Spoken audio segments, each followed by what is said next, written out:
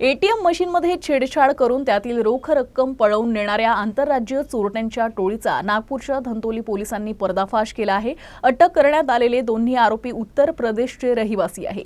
अजनी चौकातील एका बँकेच्या एटीएम मशीनमधून चोरी करताना पोलिसांनी या दोघांना रंगेहात अटक केली।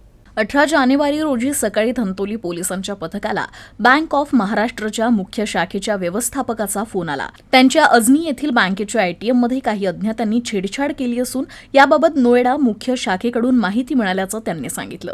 घटनेचं गांभीर्य लक्षात घेता पोलिसांचं पथक तात्काळ अजनी चौकातील बँक ऑफ महाराष्ट्रच्या एटीएम जवळ पोहोचले असता पोलिसांना पाहून दोन तरुण पळून जात असल्याचं निदर्शनास आलं।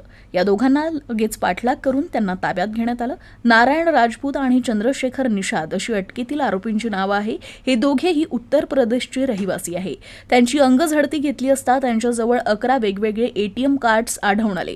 आरोपींकडून चोरीची रोकडही जप्त करण्यात आली। सीसीटीव्ही कॅमेऱ्याच्या तपासादरम्यान आरोपी एटीएम मशीनमध्ये छेडछाड करून त्यातून पैसे काढायचे आणि त्यानंतर काढलेल्या रकमेबाबत बँकेकडून क्लेम मिळवायचे।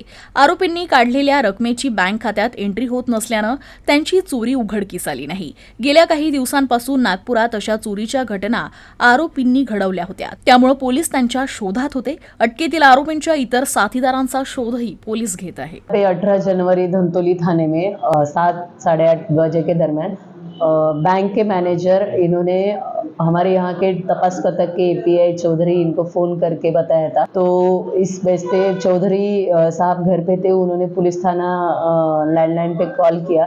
तभी जो ड्यूटी पर सुनील शिंदे मेजर थे वो तुरंत जैसे ही कॉल आया वो अपने साथ सिपाही उत्तम सरकटे इनको लेकर तुरंत अजनी चौक एरिया में पहुंचे और वहाँ जाके उन्होंने वो ट्रैप लगाया। तभी उनके ध्यान में आया कि कोई दो अज्ञात व्यक्ति एटीएम के बाहर निकले हैं।